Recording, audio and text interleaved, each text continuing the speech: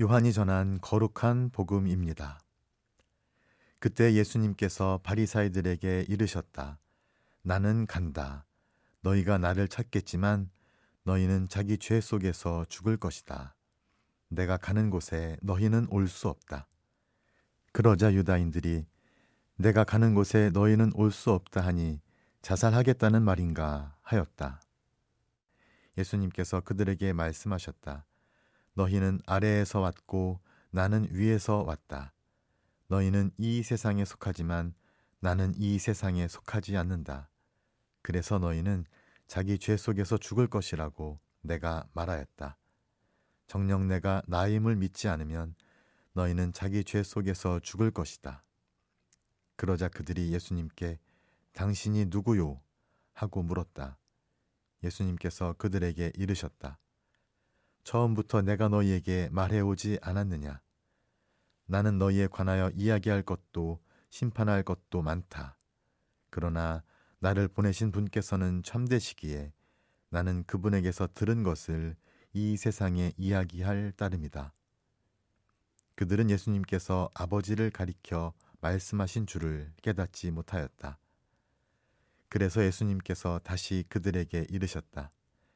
너희는 사람의 아들을 들어 올린 뒤에야 내가 나임을 깨달을 뿐만 아니라 내가 스스로는 아무것도 하지 않고 아버지께서 가르쳐 주신 대로만 말한다는 것을 깨달을 것이다. 나를 보내신 분께서는 나와 함께 계시고 나를 혼자 버려두지 않으신다. 내가 언제나 그분 마음에 드는 일을 하기 때문이다. 예수님께서 이렇게 말씀하시자 많은 사람이 그분을 믿었다. 주님의 말씀입니다. 당신이 누구요? 바리사이들이 예수님께 던진 질문입니다. 예수님이 어떤 분이신가 하는 그분의 신원에 관한 질문은 요한복음서만이 아닌 네 복음서 전체가 던진 질문이기도 합니다.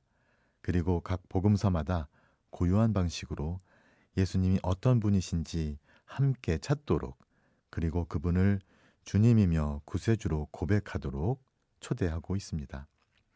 예수님은 이 질문에 단답형으로 답하지 않으십니다.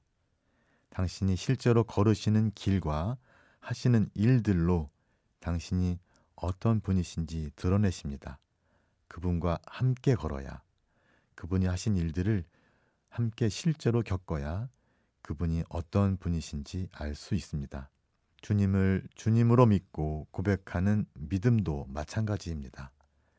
그분을 나의 주님이요 인류의 구세주로 고백하는 믿음이란 그분의 뒤를 따라 그분과 함께 걷는 것이며 그 길 위에서 완성됩니다.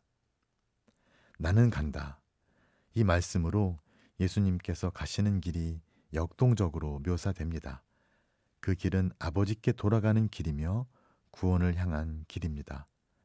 당신께서 친히 걸으시는 길이며 당신을 따르는 우리도 함께 걷기를 초대하시는 길입니다.